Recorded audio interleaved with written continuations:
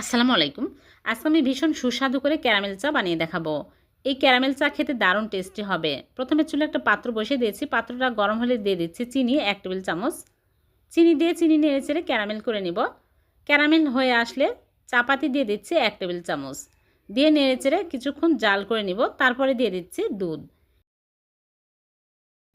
এখানে লিকুইড দুধ 2 কাপ দিয়ে দিচ্ছি। দিয়ে ক্যারামেলের সাথে নেড়েচেড়ে ভালো করে মিশিয়ে নিব। 2 কাপ দুধ জাল করে 1 কাপ করে নিতে হবে।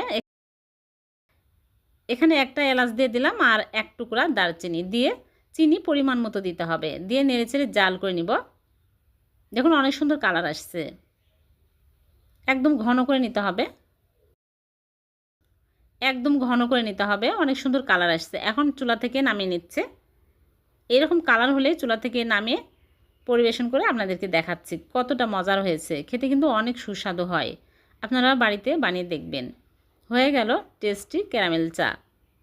আবারও দেখা হবে এরকম নতুন কোনো রেসিপিতে। আল্লাহ হাফেজ।